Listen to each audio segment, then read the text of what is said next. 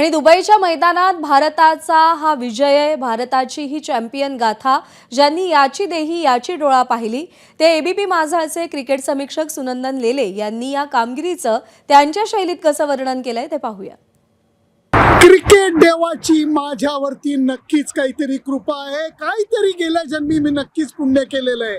त्याचं कारण तुम्हाला सांगतो.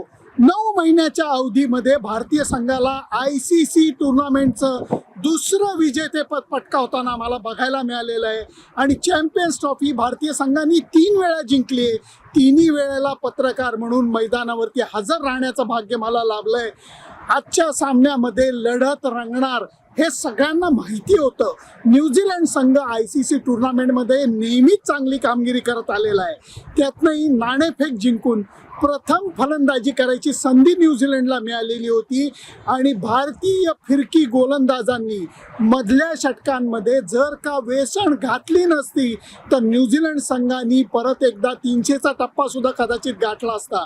पण संपूर्ण स्पर्धेमध्ये भारतीय फिरकी गोलंदाजांनी अफलातून कामगिरी केलेली आहे. अंतिम सामन्यामध्ये सुद्धा तेच बघायला मिळालं.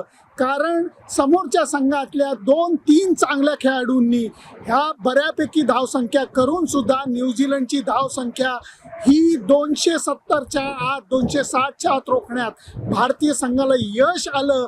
आणि तिथं खरं तर प्रवास चालू झाला विजयाकडचा. आणि जेव्हा रोहित शर्मानी हे जाणलेलं होतं की नवीन चेंडूवरती न्यूझीलंडचे फास्ट बॉलर बॉलिंग करत असताना आपल्याला थोडासा धोका पत्करून आक्रमक खेळ करायला पाहिजे, धावा जमा करायला पाहिजेत, तर फिरकी गोलंदाजांविरुद्ध येणारं दडपण हे थोडंसं टाळता येईल. रोहित शर्मानी पाऊण शतकी खेळी करत असताना 5 चौकार 3 षटकार मारले आणि ते दडपणाचं ओझं काढून टाकलं. भारतीय विजयाचा पाया जणू काही त्यांनी रचला. आणि त्याच्यानंतर मी म्हणेन श्रेयस अय्यर ज्यांनी संपूर्ण स्पर्धेमध्ये अप्रतिम बॅटिंग केलेली आहे, त्यांनी केलेल्या 48 धावा म्हणा किंवा KL राहुलनी गेल्या 2 महत्त्वाच्या सामन्यामध्ये दडपणाखाली दिलेला फिनिशिंग टच, या सगळ्या गोष्टी आज जमून आलेल्या आहेत. भारतीय संघाने आज 4-5 अवघड झेल सोडले आणि तरीही विजय जो होता तो दमदार पद्धतीने हाती घेतलेला आहे. संपूर्ण सामन्यामध्ये भारतीय संघाचं वर्चस्व राहिलेलं आहे आणि संपूर्ण स्पर्धेमध्ये विजयाच्या दोऱ्या या भारतीय संघाने घट्ट पकडून ठेवलेल्या होत्या. त्यामुळे रोहित शर्मानी कप्तान म्हणून ठसा उमटवलेला आहे. बॅट्समन म्हणून शेवटच्या सामन्यात अप्रतिम कामगिरी केलेली आहे आणि भारतीय संघानं एक अफलातून विजय साकारून दाखवलेला आहे.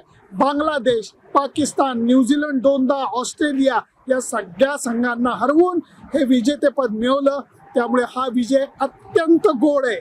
सुनंदन लेले, दुबई. एबीपी माझा, उघडा डोळे बघा नीट.